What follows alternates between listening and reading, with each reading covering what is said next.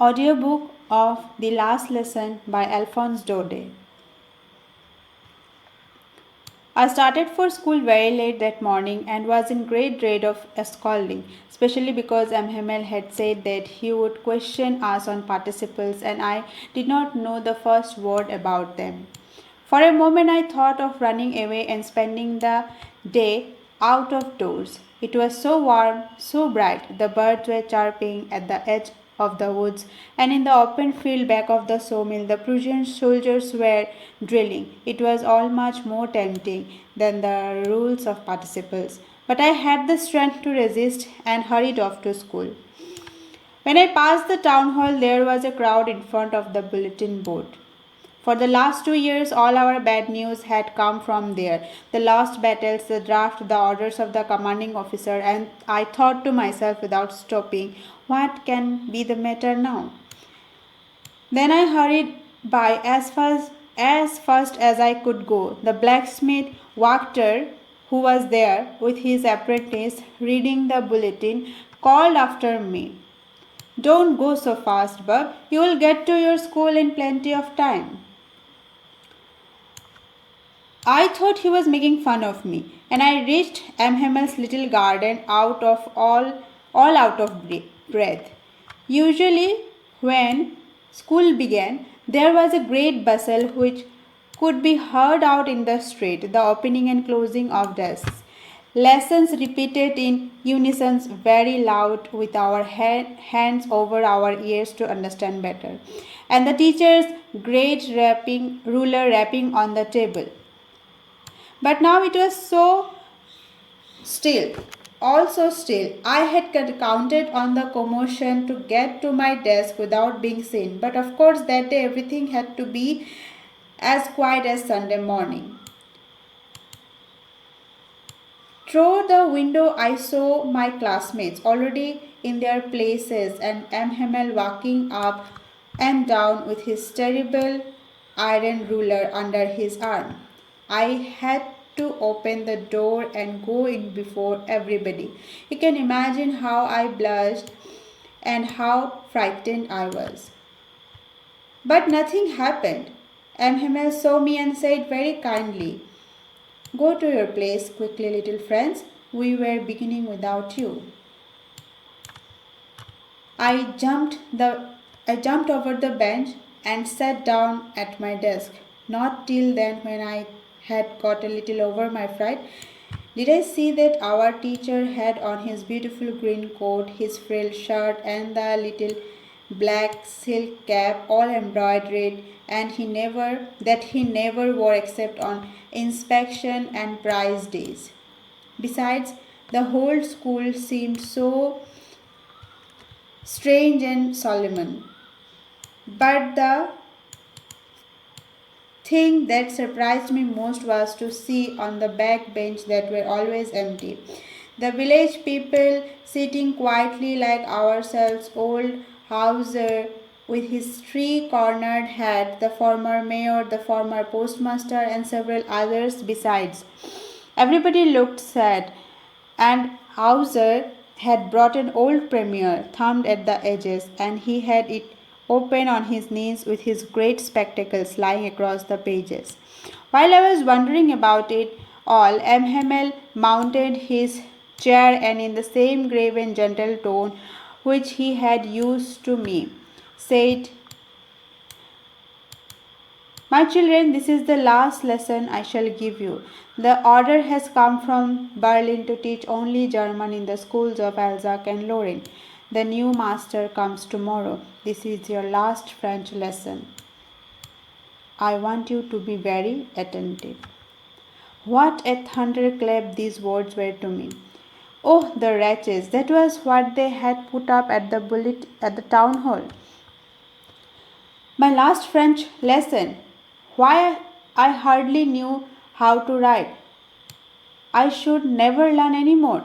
I must stop there. Then, how sorry I was for not learning my lessons, for seeking bird's egg or going sliding on the Saar. My books that had seemed such a nuisance while ago, so heavy to carry, my grammar and my history. of the saints were old friends now that I could not give up. And M. Hamel too, the idea that he was going away, that I should never see him again, made me forget all about his ruler and how cranky he was. Poor man, he was in his honor of his last lesson that he had to put on his fine Sunday clothes, and now I understood why the old men of the village were sitting there in the back of the room. It was because they were sorry too that they had not gone to school more. It was their way of thanking our Master for his 40 years of faithful service and of showing their respect for the country that was theirs no more. While I was thinking of all this, I heard my name called. It was my turn to recite. What would I not have given to be able to say that dreadful rule of the participle, all through very loud and clear, and without one mistake. But I got mixed up on the first words and stood there, holding on my desk, my heart beating, and not daring to look up. I heard M. Hamel say to me, I won't scold you, little Franz. You must feel bad enough. See how it is every day we have said to ourselves, Bah, I have plenty of time. I will learn it tomorrow. And now you see where we have come out. Ah, that's the great trouble with Alsace. She puts off learning till tomorrow. Now those fellows out there will have the right to say to you, How is it? You pretend to be Frenchmen, and yet you know and yet you can neither speak nor write your own language, but you are not the worst, poor little friends. We have all a great deal to reproach ourselves with. Your parents were not anxious enough to have you learn. They preferred to put you to work on a farm or at the mills so as to have a little more money. And I have been to blame also. Have I not often sent you to water my flowers instead of learning your lessons? And when I wanted to go to fishing, did I not just give you a holiday? Then from one thing to another, Hamel went on to talk of the French language, saying that it was the most beautiful language in the world, the clearest, the most logical, that we must guard it among us and never forget it. Because when a people are enslaved, as long as they hold fast to their language, it is as if they had the key to their prison. Then he opened a grammar and read us our lesson. I was amazed to see how well I understood it. All he said seemed so easy, so easy. I think too that I had never listened so carefully and that he had never explained everything with so much patience. It seemed almost as if the poor man wanted to give us all he knew before going away, and to put it all into our heads at one stroke. After the grammar, we had a lesson in writing. That day Hamel had new copies for us, written in a beautiful round hand, French Alsace, Franz Alsace. They looked like little flags floating everywhere in the schoolroom, hung from the rod at the top of our desks. You ought to have seen you ought to have seen how everyone set to work and how quiet it was. The only sound was the scratching of the pens over the paper. Once some beetles flew in, but nobody paid any attention to them, not even the littlest ones who worked right on tracing their fish hooks, as if that was French, too. On the roof of the pigeons cawed very low, and I thought to myself, will they make them sing in German, even the pigeons? When I looked up from my writing, I saw Hamel sitting motionless in his chair and gazing first at one thing, then at another, as if he wanted to fix in his mind just how everything looked in that little school room. Fancy, for 40 years he had been there in the same place with his garden outside the window and his class in the front of him, just like that. Only the desks and benches had been worn smooth. The walnut trees in the garden were taller, and the hope vine that he had planted himself twined about the windows to the roof. How it must be broken his heart to leave it all, poor man. To hear his sister moving about in the room above, packing their trunks, for they must leave the country next day. But he had the courage to hear every lesson to the very last.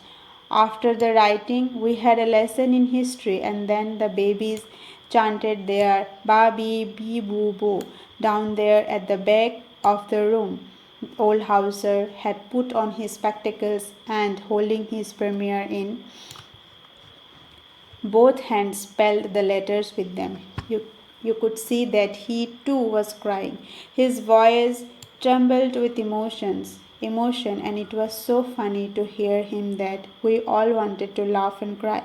Ah, how well I remember it, that last lesson. All at once the church clock struck 12, then the Angelus. At the same moment the trumpets of the Prussians, returning from drill, sounded under our windows. Hamel stood up, very pale, in his chair. I never saw him look so tall. My friends, said he, I, but something choked him. He could not go on. Then he turned to the blackboard, took a piece of chalk, and, bearing on with all his might, he wrote, as large as he could, Vive la France. Then he stopped and leaned his hat against the wall, and, without a word, he made a gesture to us with his hand. School is dismissed, you may go.